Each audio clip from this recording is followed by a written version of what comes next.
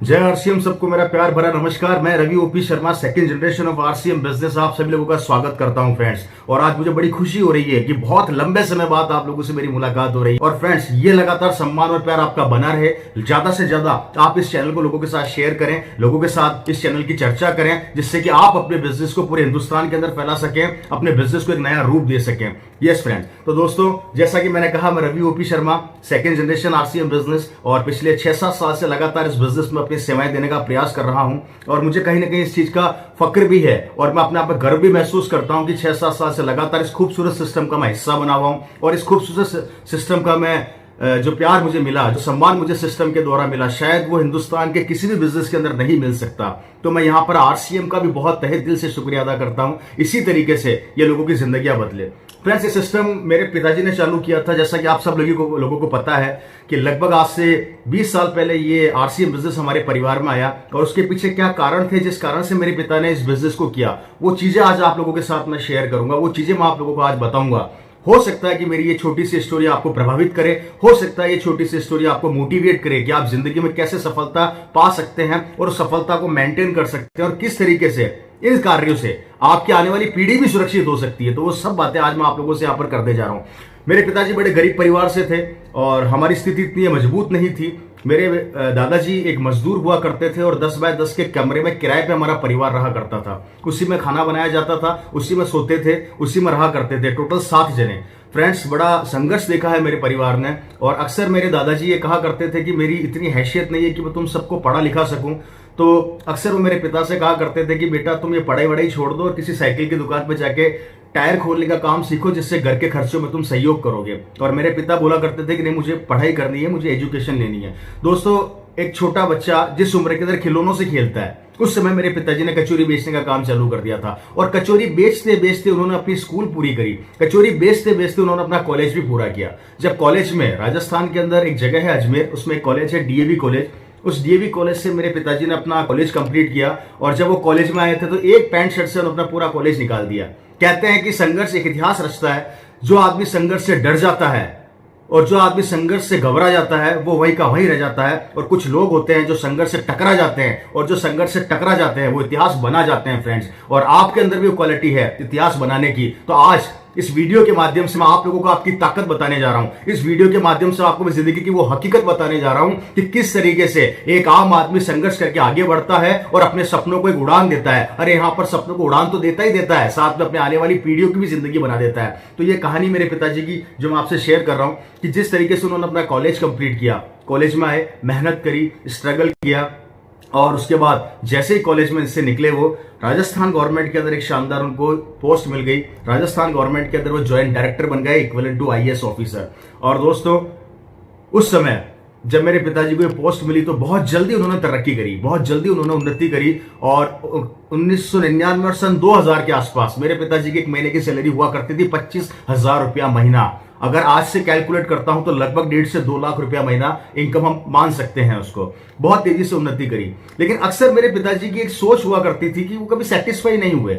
वो अक्सर, मुझे आज भी याद है कि जिस तरीके से हम छोटे थे, हमारे पास इतना समझ तो हुआ करती थी कि वो क्या कर रहे हैं, क्या उनकी प्लानिंग है या क्या सोचा करते थे।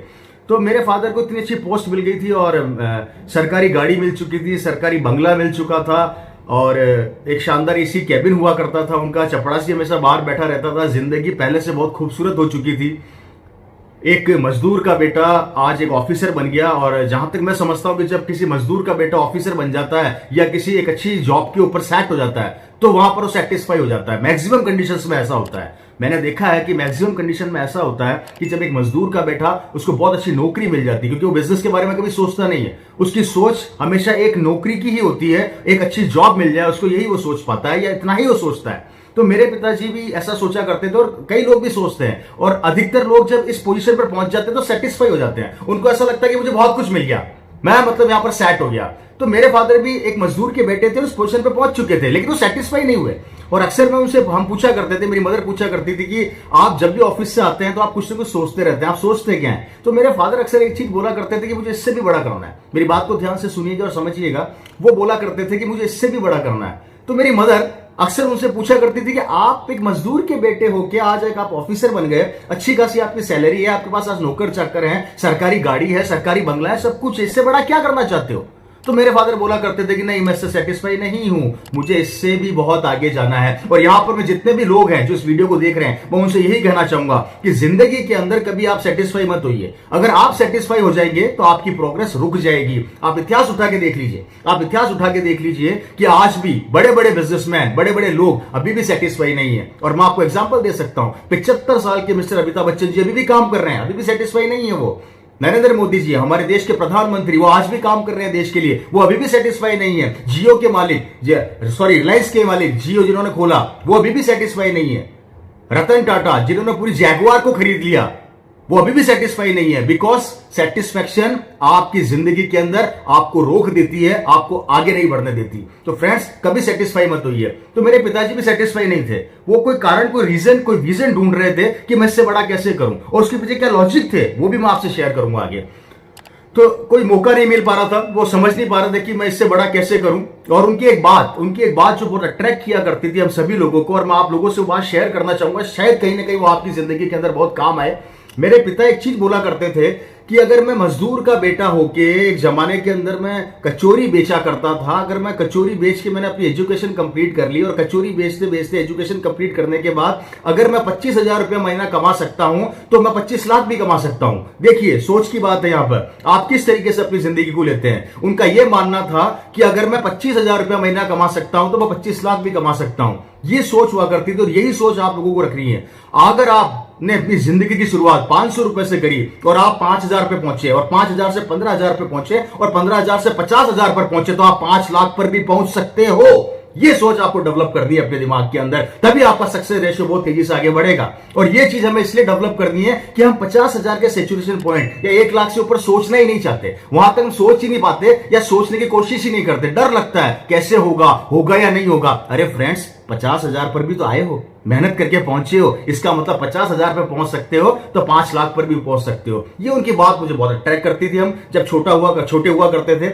और इसी तरीके से इसी चीज को हम आगे लेके बढ़े। मेरे पिताजी, मौका नहीं मिल पा रहा था। एक दिन एक शख्स भीलवाड़ा से आते हैं और कहते हैं कि जब आप किसी चीज को बहुत दिल से चाहते हो तो कहीं ना कहीं ऊपर वाला भी आपकी मदद करता है, लेकिन वो पहले चेक करता है, अच्छा खासा आपको चेक करता है कि भैया तू उस लायक है या नहीं है। तो एक आदमी भीलवाड़ा से आए, उन्होंने बोला, शर्मा साहब, एक कंपनी है ये भीलवाड़ा से जिसका नाम फैशन शूटिंग प्राइवेट लिमिटेड है, और ये टेक्सटाइल के अंदर बहुत लंबे समय से काम कर रही है, लेकिन डायरेक्ट सेलिंग के अंदर ये अभी लॉन्च हुई है, और एक खूबसूरत चीज है, एक खूबसूरत प्लान आप लोगों के लिए लेकर आई है। तो मेरे पिताजी ने उनसे पूछा कि क्या चीज है, बताइए मेरे को। तो दोस्तों, एक उस समय कागज का किट आया करता था जिसमें 5 पैंटें हुआ करती थी।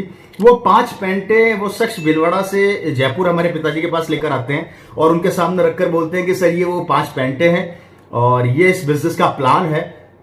उन्होंने एक लाइन बोली जो मेरे पिताजी ने को थोड़ी अजीब लगी। उस इंसान ने बोला था कि सर, ये पहली कंपनी है हिंदुस्तान की जहां पर कपड़ा पहनने से पैसा आता है।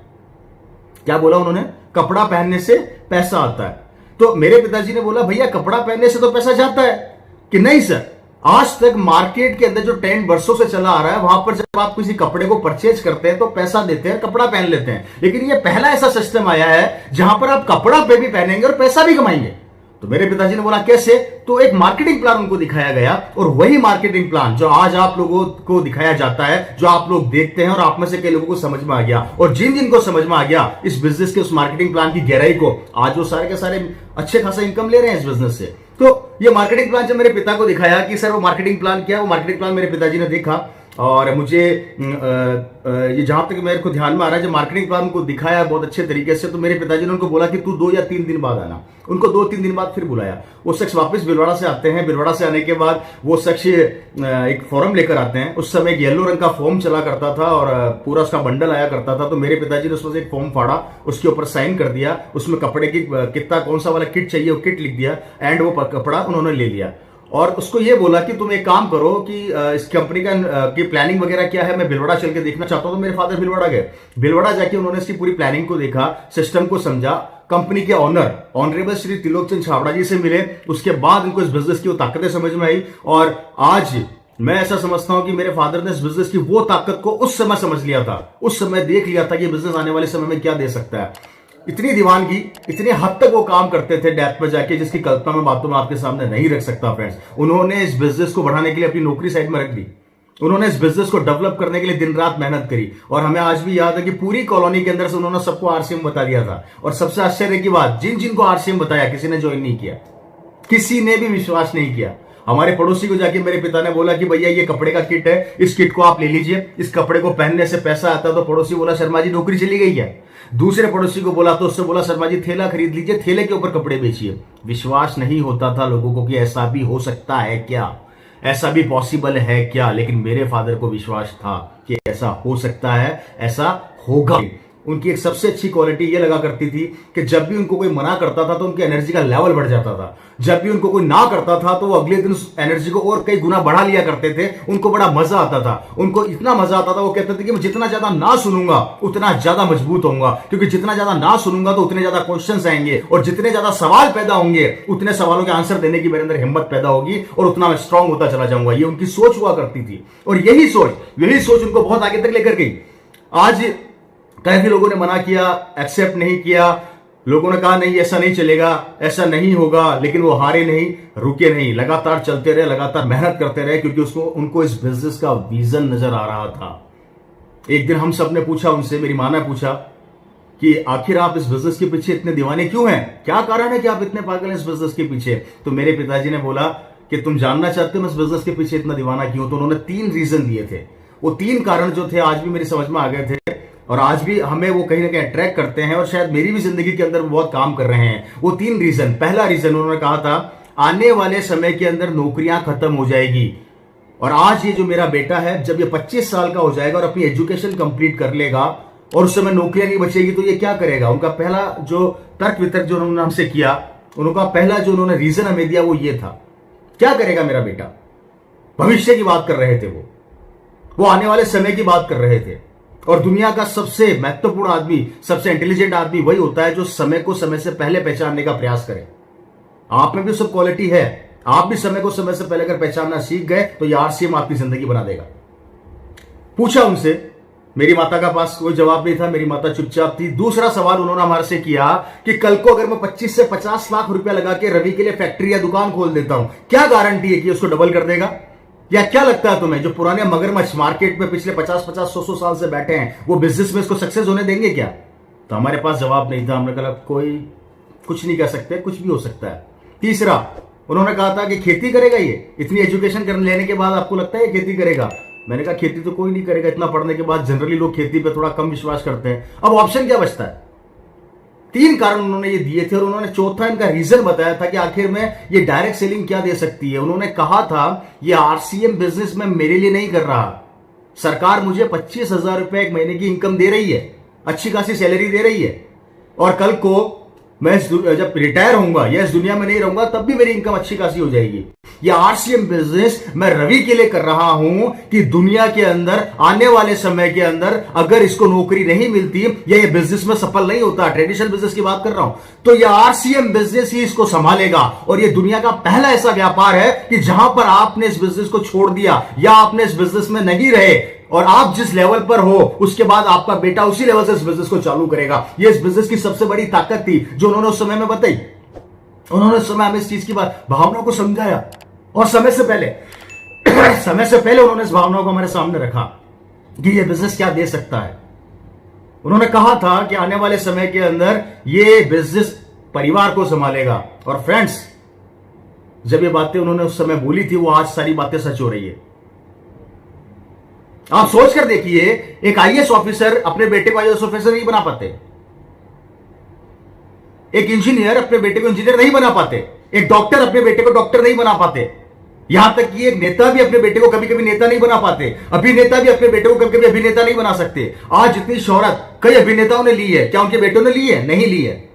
एक बिजनेसमैन अपने बेटे को बहुत बड़ा बिजनेसमैन नहीं बना पा रहे, लेकिन आरसीएम का डिस्ट्रीब्यूटर अगर उसने इस बिजनेस की रॉयल्टी ले ली या इसका टेक्निकल ले लिया तो उनका बेटा वही बनेगा जो लेवल वो छोड़ेंगे। ये ताकत है इस बिजनेस की जो मेरे पिता ने समझी, और आज उसी कारण से मैं आप लोगों के सामने यहां पर मौजूद हूं, आपके सामने बैठा आप लोगों से बात कर रहा हूं। फ्रेंड्स, समझिए इस बिजनेस की ताकत को, इसके बिजनेस की उस गहराई को। उन्होंने कहा था सन 2001 के आसपास, उन्होंने एक बात और बोली थी कि आज ये बिजनेस में एक पैंट पीस ही है, लेकिन आने वाले समय के अंदर इसके प्रोडक्ट की लाइन लग जाएगी। आने वाले समय के अंदर ये बिजनेस ऑनलाइन होगा। आने वाले समय के अंदर आरसीएम बिजनेस के अंदर आप अपने बिजनेस को ऑनलाइन देख पाएंगे। आने वाले समय के अंदर हिंदुस्तान में आरसीएम बिजनेस की बहुत सारी दुकानें होंगी। आने वाले समय के अंदर आरसीएम बिजनेस के बड़े बड़े शोरूम बनेंगे। ये उन्होंने उस समय बोली थी बातें, और हमें अजीब लग रहा था कि पिताजी पता नहीं कैसी कैसी बातें कर रहे हैं। लेकिन आज जब उनकी वो बातें मैं याद करता हूं तो मेरे रोंगटे खड़े हो जाते हैं, क्योंकि सर दोस्तों वो सारी बातें उनकी आज डायरी में लिखी हुई थी उस समय। आज वो सब कुछ हो रहा है जो उन्होंने उस समय सोचा था। आज वो सब कुछ हो रहा है जो उन्होंने उस समय कमिटमेंट किया था अपने आप से। आज वो सब कुछ हो रहा है जो उन्होंने उस समय में भविष्य को पहले ही देख लिया था। आज मेरे पिता इस दुनिया में नहीं है। 23 फरवरी 2013 को उनका देहांत हो गया। आज लगभग 6-7 साल से ऊपर हो गए मेरे पिता को गए हुए इस दुनिया से। लेकिन आज इस आरसीएम बिजनेस ने मेरे परिवार को संभाला। आज इस आरसीएम बिजनेस ने मेरे परिवार को उस मुकाम पर लाके खड़ा कर दिया जिस मुकाम की हम कल्पना भी नहीं कर सकते थे। अगर आज मेरे पिताजी ने इस आरसीएम बिजनेस की गहराई को नहीं समझा होता तो आप लोग बताइए ये रवि शर्मा क्या कर रहा होता जयपुर के अंदर। आज उनके द्वारा की गई मेहनत के अंदर मैं कोशिश करता हूं कि मैं इस मेहनत को कई गुना बढ़ाऊं। आज मैं एक प्रयास कर रहा हूं, उनके द्वारा जो एम्पायर मुझे मिला उस एम्पायर को मैं कई गुना आगे लेकर जाऊं।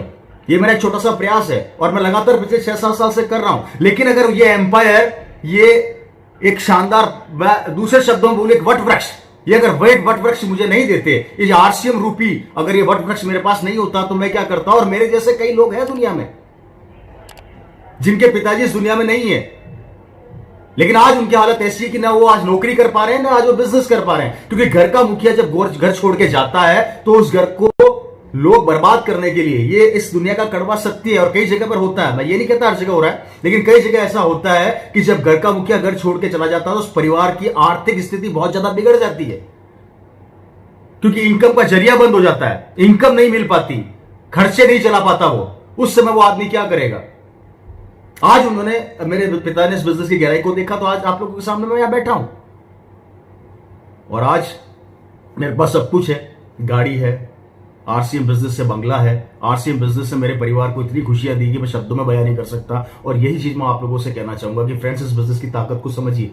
बड़ा गर्व होता है कि जब मैं अपनी कॉलोनी के अंदर से अपनी शानदार गाड़ी से निकलता हूं तो पड़ोस वाले जो रिश्ते हमारे पड़ोसी हुआ करते थे वो अपने बेटे को थप्पड़ मार के बोलते हैं कि बेटा तूने जिंदगी में क्या किया, इसको देख शानदार गाड़ी में घूम रहा है। तो बेटा थप्पड़ खाने के बाद बोलता है कि 18-19 साल पहले इसके पापा आपको आरसीएम समझाने आए थे, तब आपको समझ में नहीं आई थी क्या? उस समय अगर आपको आरसीएम समझ में आ जाता तो आज मेरे पास भी लंबी लंबी गाड़ियां होती।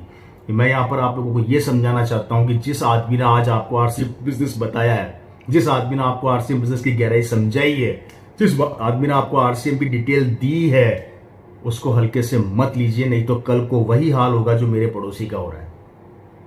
सपोर्ट कीजिए इस बिजनेस की ताकत, उसकी गहराई को समझिए। फ्रेंड्स, ये बिजनेस क्या दे सकता है, इसकी प्लानिंग क्या है। कुछ भी नहीं करना आपको, सिर्फ आपको डिसीजन लेना है और वही काम करना है जो वर्षों से करते आ रहे हैं। नहाते हम वर्षों से हैं, कपड़े हम वर्षों से धो रहे हैं, घर में हल्दी धनिया मिर्ची हम वर्षों से काम में ले रहे हैं, तेल हम काम में ले रहे हैं, वो सारे सामान जो आज आप आरसीएम आपको दे रही है। सिर्फ अपनी दुकान बदलने से अगर किस्मत बदल सकती है, अगर मात्र दुकान बदलने से हमारी आने वाली पीढ़ियों की जिंदगी बदल सकती है, अगर दुकान बदलने से हमारे बच्चे की किस्मत बन सकती है, तो इसमें बुरा क्या है। और आप यहां से नहीं खरीदेंगे तो कहीं ना कहीं से तो खरीदेंगे। सामान तो आपको काम में लेना ही पड़ेगा, आप चाहे आरसीएम का लो चाहे बाहर से लो। बाहर से लोगे तो किसी और की बच्चे की जिंदगी बन जाएगी, और आरसीएम से लोगे तो आपके परिवार और आपके बच्चे की जिंदगी बन जाएगी। निर्णय आपको लेना है, काम तो करना पड़ेगा भैया, मेहनत तो करनी पड़ेगी। अब डिसीजन आपका है कि कौन सा ट्रैक सबसे शानदार है और कौन सा बिजनेस सबसे शानदार आपकी जिंदगी बना सकता है। व्यापार तो आपको करना पड़ेगा, क्योंकि बाहर भी आप व्यापार ही कर रहे हैं। आप बाहर से जो सामान खरीद रहे हो व्यापारी है, क्योंकि आपके द्वारा खरीदे हुए सामान से कई लोगों की जिंदगियां बन रही है, और यहां पर आप जो सामान खरीदेंगे उससे आपकी जिंदगी बनेगी। निर्णय लेना है। और 20 साल से हम लगातार ये चीज समझाने का प्रयास कर रहे हैं। 20 साल पहले भी जब मेरे पिता ने बिजनेस चालू किया था तो ये लोग कहा करते थे ये नहीं चलेगी, नहीं चलेगी, नहीं चलेगी। आज 20 साल हो गए, अभी भी लोग कहते हैं, कई ज्ञानी कहते हैं ये नहीं चलेगी, नहीं चलेगी, नहीं चलेगी। तो फिर चलती कैसे? फिर कैसे चलती है? फिर चलने का क्राइटेरिया क्या होता है? मेरी समझ से तो बाहर। फ्रेंड्स, आरसीएम को चेक मत करो। हो सकता है आरसीएम आपको चेक कर रही हो कि भैया तू करोड़पति बनने लायक है, कंपनी के पास प्रोडक्ट्स की लाइन है। और सबसे बड़ी बात, ये हिंदुस्तान की पहली डायरेक्ट सेलिंग कंपनी है जो सबसे ज्यादा प्रोडक्ट मैन्युफैक्चर कर रही है। परचेज बहुत कम प्रोडक्ट बाहर से करती है, आरसीएम मैक्सिमम प्रोडक्ट खुद मैन्युफैक्चर कर रही है। मतलब कितना बड़ा इन्वेस्टमेंट कर रखा है, और किसके लिए? हमारे भविष्य के लिए, कि हम सिक्योर हो जाएं। हम किसी के सामने जाके 10-20 हजार के लिए हाथ ना फैलाएं, हमारा बेटा किसी के सामने जाके हाथ ना फैलाए। ये ताकत आप लोगों को आज समझनी पड़ेगी।